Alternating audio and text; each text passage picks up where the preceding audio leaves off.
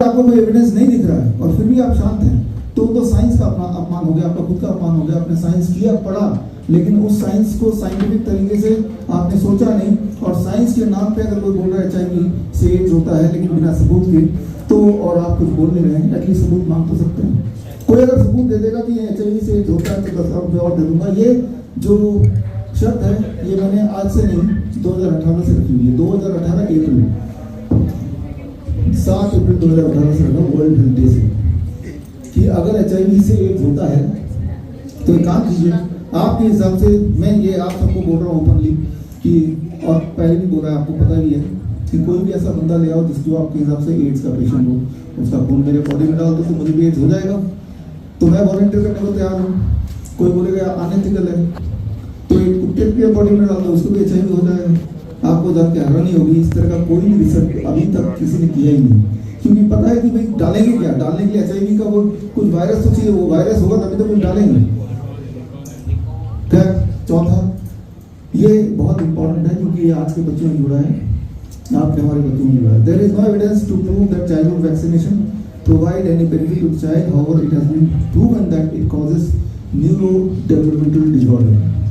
बच्चों में लगाए जाने वाले वैक्सीन, जब मैं छोटा था तो डायरेक्ट बताते हैं 3-4 वैक्सीन तब लगते थे, मुझे भी लगे होंगे 3-4 वैक्सीन। आज की तारीख में आप किसी भी माँ बाप से पूछिए जो नए बच्चे पैदा हो रहे हैं, 30 से 40 वैक्सीन लगते हैं। 30 से 40 बचपन में लगाए जाने वाली वैक्सीन आज लगते हैं। नतीजा ये है कि आज की तारीख में भारत में करीब 50 लाख ऑटिज्म के बच्चे हैं, करीब 2 से 3 करोड़ ADHD के बच्चे हैं, न्यूरो डेवलपमेंट डिसऑर्डर, करीब 30 से 50 लाख सेरेब्रल पाल्सी के बच्चे हैं। तो ये क्या होती है बीमारी, ये मैं आपको बताने वाला हूँ। ये इतनी भयंकर बीमारी की सोच के भी आपके रूह कांप जाएंगे। ये तीनों बीमारियों के 3 बच्चे हमारे पास अभी हैं, आपसे मिलाऊंगा अभी, और अच्छी बात है कि वो ठीक हो सकते हैं, वो ठीक हो गए हैं। फिर आगे चलते हैं। Mammogram, biopsy and PET scan have the potential to cause cancer. Normally doctor बोलता है कि पेट स्कैन करा लो, पता चल जाएगा कैंसर है कि नहीं है, जबकि सच्चाई ये है कि पेट स्कैन कराने से कैंसर हो जाता है। Very very important. आप सबने क्लास 8 में पढ़ा है कि भाई रेडियोएक्टिव मटेरियल से कैंसर होता है, सभी ने पढ़ा है। अब वही रेडियोएक्टिव मटेरियल पेट स्कैन के बहाने जब बॉडी में इंजेक्ट करते हैं, ब्लड में डायरेक्टली इंजेक्ट करते हैं, तो वो बॉडी में सर्कुलेट करने लगता है। रेडियोएक्टिव मटेरियल, सोच के देखिए, दुनिया का सबसे खतरनाक पॉइजन है। और फिर हम बोलते हैं हम तो कैंसर को डायग्नोज करना चाह रहे हैं। कैंसर को डायग्नोज नहीं करना चाह रहे, उसके बहाने कैंसर को पैदा करना चाह रहे हैं। That is why the cancer industry. मैंने जो भी बताया, मेमोग्राम, बायोप्सी और पेट स्कैन से कैंसर होता है, हो सकता है, इसके सबूत आपको इस किताब में मिल जाएंगे, और मेरी बात को गलत साबित करेगा तो प्रस्ताव तो और मिल जाएंगे। और छठवीं बात, कोविड-19 vaccine has caused increase lifestyle disease and sudden death. ये हम सबको पता है, ये ओपन सीक्रेट है। कोविड-19 के वैक्सीन लगाने के बाद हम इंसान, आप इंसान मेहनत कर लगाए नहीं। मैं 2020 से बोलता आया हूँ, जब वैक्सीन आई भी नहीं थी, कभी मत लगाना इसको। स्लो पॉइजन है, इंस्टेंट डेथ भी हो सकती है, धीरे धीरे आप डीजेनरेटिवली हर दिन मरेंगे। लेकिन जिस तरह का माहौल था, प्रेशर था, अधिकतर लोगों ने लगा लिया और वो झेल भी रहे। अगर कोई ये साबित कर दे कोविड वैक्सीन से किसी का कोई फायदा हुआ है सिवाय फार्मास्यूटिकल कंपनीज के, तो मैं उसको 10 लाख रुपये दे दूंगा। आखिरी बात, जो आज का एक महत्वपूर्ण टॉपिक भी है, autism ADHD is not a genetic disorder and is curable to a great extent. Very very important. Autism ADHD जिन्हें डॉक्टर बोल देते हैं, ये तो जेनेटिक है। डॉक्टर्स के पास, आज के एलोपैथी डॉक्टर्स के पास जब किसी बात का कोई जवाब नहीं होता, उठा के पूर्वजों में डाल देते हैं। आपकी पूर्वजों की गलती, जेनेटिक है भाई। जेनेटिक का मतलब क्या होता है ये समझना पड़ेगा।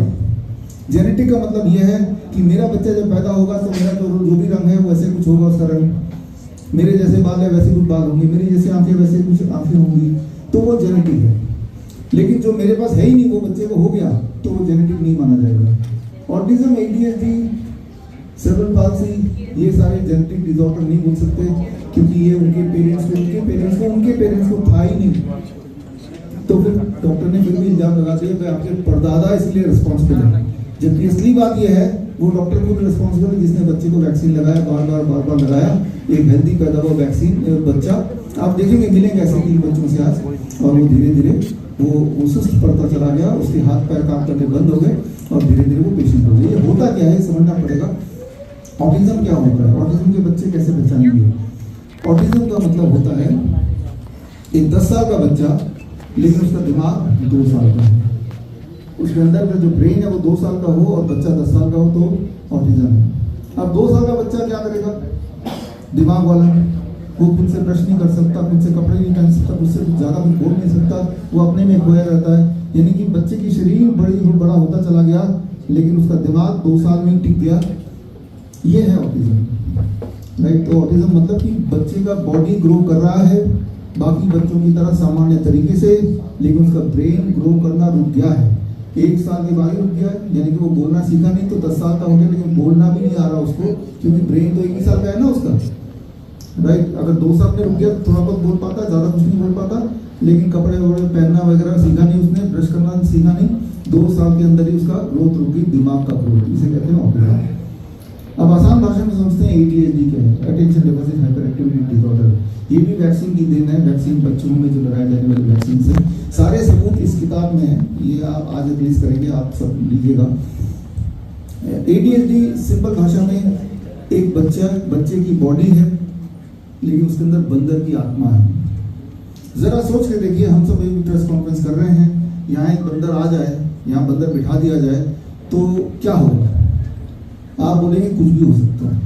आपका मोबाइल उठा के फेंक सकता है, वो आपका चश्मा उठा के निकाल सकता है, वो इस सारे माइक को उड़ा के फेंक सकता है, वो इस चेयर के ऊपर या इस डैश के ऊपर वो जंप कर सकता है, कुछ भी कर सकता है, वो पंखे में लटक सकता है, कुछ भी कर सकता है। जो एक बंदर कर सकता है वो एक बच्चा करता है 10 साल का।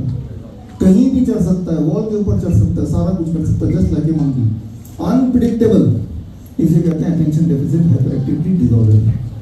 तीसरी तरह की बीमारी है, दैट्स कॉल्ड सेरेब्रल पाल्सी, और ऐसे बच्चे से भी आज मिलाएंगे आपको। सेरेब्रल पाल्सी क्या है, इसको समझने के लिए होता क्यों है वो तो क्लियर है, अभी डॉक्टर नमिता क्लियर करते हैं। सर सबका जो खेल की शुरुआत होती है वैक्सीन, हर बच्चे को यही बीमारी नहीं होगी, किसी बच्चे को कुछ, किसी बच्चे को कुछ होगी बीमारी, लेकिन हर बच्चे को कुछ ना कुछ होता ही है इतने सारे वैक्सीन लगाने के बाद।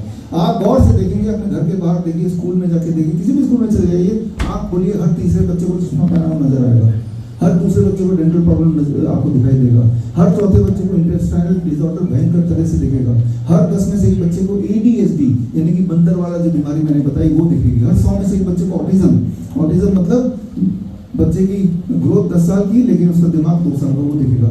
हर 500 में से एक बच्चे को दिखेगा, दैट इज सेरेब्रल पाल्सी, जिसकी बात हम कर रहे हैं। सेरेब्रल पाल्सी का मतलब होता है कि एक अच्छे से, सुंदर से, नाजुक से ब्रेन को, एक अच्छे दिमाग को एक खराब बॉडी में कैद कर देना। बॉडी एक पिंजरा बन गई है जिसमें एक अच्छा सा ब्रेन है, ब्रेन तो ठीक है, लेकिन बॉडी एक पिंजरा है। जिस तरह से मान लो आपको कोई पिंजरे में बांध दे तो आप क्या कर पाएंगे? आप कुछ भी नहीं कर पाएंगे। आप चाहते हैं कि आप बाहर निकल जाए, आप चाहते हैं कि आप खाना खा लें, आप चाहते हैं कि कहीं चले जाएं, लेकिन वो पिंजरा आपको कैद करके रख रहा है। आपका दिमाग जो भी चाहता है वो कर नहीं पा रहे, बिकॉज पिंजरे में आप कैद हैं। सेरेब्रल पाल्सी के जो बच्चे होते हैं वो अपने बॉडी के पिंजरे में कैद होते हैं। सेरेब्रल पाल्सी का मतलब कि ब्रेन उसका अच्छा है, उतना ही अच्छा जितना किसी और बच्चे का है, लेकिन बॉडी साथ नहीं दे रही है। जैसे आपका बॉडी साथ दे रही है, आप अपने बॉडी को बोलते गर्दन को सीधे रखो, गर्दन को सीधे रख रही है ना बॉडी, लेकिन वो बच्चे का ब्रेन बोलेगा गर्दन सीधे रखो, वो ऐसे ही रहेगा। उस बच्चे के ब्रेन बोलेगा भाई हाथ को ऊपर उठाओ, वो नहीं उठेगा। उस बच्चे का बॉडी बोलेगा मुझे खाना खाना है, मुंह तक हाथ पहुंचाओ, तो खाना भी मुंह तक लाना पड़ेगा। और कई बार ऐसा भी होगा कि ब्रेन बोलेगा जीभ को या दांत को चलाओ, चला नहीं सकता, फिर पाइप से लेना पड़ेगा। मतलब कि ब्रेन बिल्कुल ठीक है, लेकिन बॉडी में कैद है, एक ऐसा बॉडी जो पिंजरे की तरह है, इसे बोलते हैं सेरेब्रल पाल्सी। तो आप समझ रहे कितनी भयंकर बीमारी है, वो भी शुरुआत में, और वो भी इसलिए नहीं कि वो बीमार पैदा हुआ था, वो बीमार पैदा नहीं हुआ था, उसे बीमार बनाया गया। यही पे आता है मेडिकल सुपरस्टिशन, मतलब पेरेंट्स की सोच। जाहिर सी बात है, पेरेंट्स को जिस तरह से एजुकेट किया गया है कि बच्चा पैदा हो गया तो वैक्सीन लगाना पड़ेगा, 30 हो, 40 हो, 50 हो, यूएस में तो 70 वैक्सीन लगते थे जनवरी महीने तक। और तब तक ये पता चल गया अधिकतर लोगों को कि वैक्सीन की वजह से वहाँ तो हालत और खराब है, वहाँ हर तीसरे बच्चे को ये सारी बीमारियाँ दिखेंगी आज की तारीख में जो पैदा हो रहे हैं। और उन 70 में से 60 वैक्सीन को वहाँ पे खत्म कर दिया गया, ये बोल के कि इससे बच्चों में न्यूरो डेवलपमेंटल डिसऑर्डर होता है। तो जिस देश से पूरे दुनिया में वैक्सीन आया, उस देश ने सबसे पहले वैक्सीन को खत्म कर दिया। ये अपने आप में सबूत है, और बाकी सबूत तो मैंने इस किताब में दे ही दिए, वो पढ़ सकते हैं। तो इम्पॉर्टेंट बात यह है कि it is totally preventable, at the same time it is curable to the great extent. ये प्रिवेंटेबल भी है और ठीक भी हो सकता है। प्रिवेंटेबल कैसे होगा? क्योंकि हो ही ना कि बच्चों को वैक्सीन लगाओ मत। अब सवाल आपके फिर आएंगे, अगर नहीं लगाएंगे तो पोलियो हो गया तो क्या होगा, ट्यूबरकुलोसिस हो गया तो क्या होगा? क्या आपको पता है कि वो होगा? कैसे पता कि नहीं लगाने से बचेंगे और नहीं लगाने से हो जाएगा? क्या सबूत है? सारे सबूत मैंने दे दिए हैं इसी किताब में, जिसका विमोचन आज करेंगे।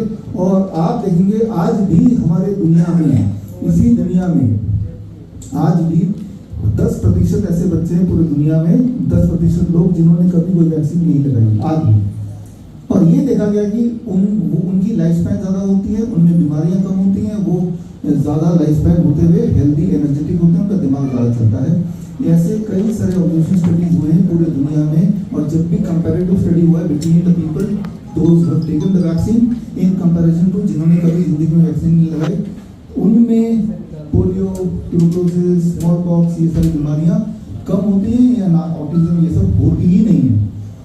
न्यूरो डेवलपमेंटल डिसऑर्डर में नहीं होते हैं, ये देखा गया। ये सारे सबूत मैंने इस किताब में दिए, जैसे मैं बता रहा हूँ। तो प्रिवेंटेबल तो है, अगर आप एलोपैथी से बच जाएंगे तो ये बीमारी नहीं होगी, वैक्सीन से बचेंगे तो बीमारी नहीं होगी। मैं ये तो बोल रहा हूँ कि हर एक ऑटिज्म हो जाएगा, मैं ये बोल रहा हूँ हर बच्चे को कोई ना कोई बीमारी हो जाएगी, क्योंकि आज आप बाहर निकल के देखिए, हर बच्चे में आपको कुछ ना कुछ बीमारी मिलेगी, और भयंकर रूप से बच्चे बीमार पड़ते जा रहे हैं। तो हमें इसको रोकना है, जो कि आज का मुख्य टॉपिक है। और ऐसे में सबसे पहले आई ओपनर, आपकी आंखें खुल जाए। जब मैं आपकी आंखें बोल रहा हूँ, मैं उन सबको भी बोल रहा हूँ जो लोग अभी ऑनलाइन मुझे देख रहे हैं, राइट। तो उसके लिए पहला उदाहरण,